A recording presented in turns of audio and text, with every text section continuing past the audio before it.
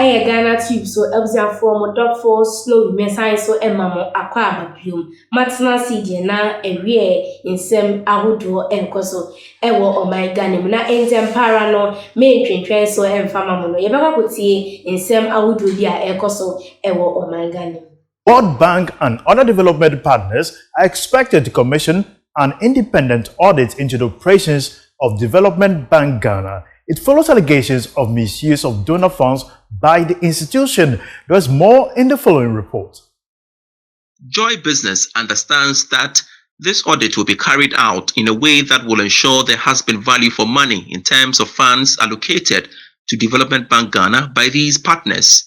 Sources say this is something that has been agreed by the World Bank and other international partners that directly contributed to financing the operations of Development Bank Ghana. The government of Ghana, which is also a crucial partner, has not objected to this proposal. All these partners are looking for some clarifications following the allegations made by Bright Simmons over how Development Bank Ghana used donor funds. The audit, we understand, will be carried out by one of the big four accounting firms operating in the country.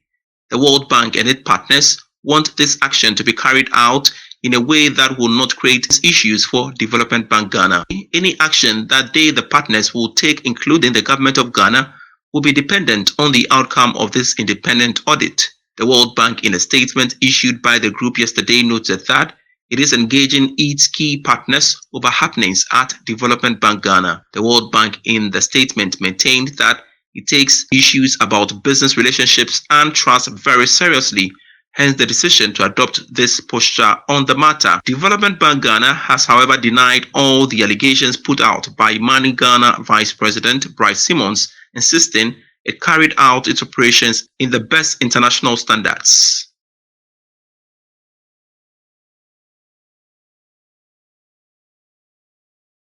Now, we are joined via Zoom by economist Professor Patrick Isuwin for more updates on this. Good afternoon, Prof. What do you make of the latest response by the Bank of Ghana on this particular issue? Good afternoon. I guess you are referring to the response by the World Bank. Absolutely. Yes, I think, it's a little concerning. The moment they take this posture, they probably suspect that there's something to be looked into. If they felt that this was just probably a business allegation, they would have let it be. But the moment they've decided that it's something that would merit investigation, it means that maybe based on the preliminary fact they've seen, they think that something could potentially be wrong there. So I think it's a bit of a concern.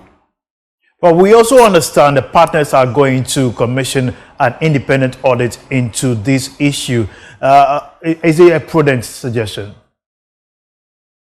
I think so. I think that, the nature of the allegations are quite serious. And, when development partners have put their funds into this, and, such allegations come, it's important that we look into it. The choice of who will do the audit and investigation is also important. It suggests that perhaps there's a feeling that the regular government institutions cannot be relied on to do an independent assessment. Prof, could this likely limit or halt financial support that are mostly extended to DBDG to enhance their operations? Absolutely.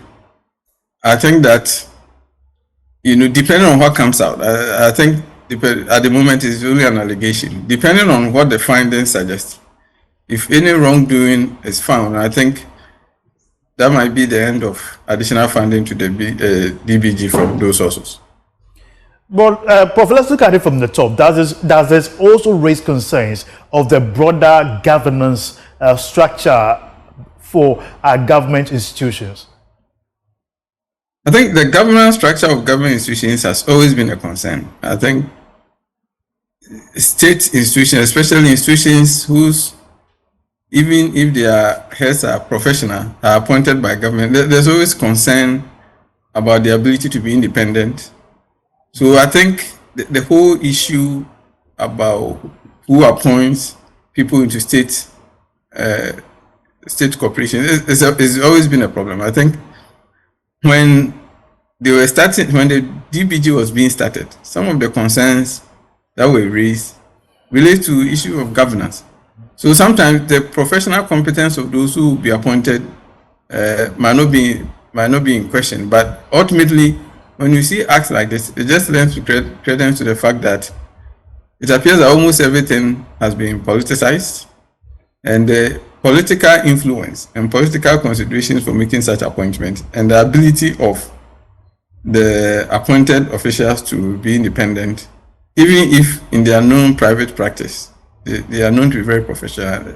That's always problematic, and this issue doesn't help at all. But we don't need to jump the gun. Let's wait and see what the audit will find, and then we will see. Hopefully, nothing wrong, no wrongdoing will be found, but we just have to wait and see. Prof, as we wait, let's shy away from that and focus on this week. The central bank is sitting down, especially the MPC meeting concerning a possible review of the policy rate. We saw a downward trend by a 2.2 basis point that happened recently. What is your outlook going into this next week, where we'll be hearing an announcement from the central bank governor himself? I think my expectation is for the BOG to stay the rate, to keep the rate as it is. It's like you said, they've only recently reduced it by 200 basis points, which is it's quite steep.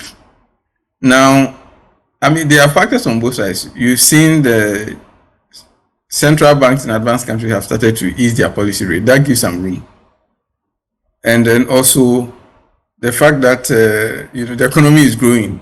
But you look at the fact that in the last 3 readings, there's been marginal increases in the inflation rate, and so you begin to wonder whether we should keep reducing. I think, however you think about the effectiveness of the monetary policy, I think central banks should usually take their time. So when you wait and see its effect play out in the economy, and before you decide to make another decision. So I think that for me, the best course of action is to wait and see what the last reduction would have done. Of course, unless the BOG puts out some other data that shows something that was unknown to them before. But based on what I've seen, my expectation is for them to keep the rate unchanged. Prof, before we go, the initial bringing it down, there were still factors such as improvement in macroeconomic factors going forward. But we saw a marginal appreciation in terms of the inflation, and also the CD seems to be seeing a marginal stability as well. Is that a strong reason for it to be kept going into the last part of the year, early part of 2024-5 as well, possibly? Well, let's start with the inflation question. I think there's a strong sense that perhaps the current inflation will not reduce much until the underlying high cost of producing in the country has been addressed. So in that score, you don't expect that the policy rate will do much. Of course, for businesses, I think cost of credit is high. But note that the treasury bill rate is also high. So we have to take all of this holistically. I think that the monetary side has done enough. It's important for the fiscal side to do a lot more to reduce the cost of doing business in the country, to help with further reduction in the inflation rate. In terms of the CD, yes, it appears to have seen some stability this week or the last week or so, but I think it's too early to start making judgment on that. As from where I sit, I don't see any changes in the fundamentals to warrant a sustained stability. Look, we are not doing the syndication, which ordinarily would have come to support the currency at this point. And then we are going to resume repaying or servicing our foreign debt, which will put additional pressure on the currency.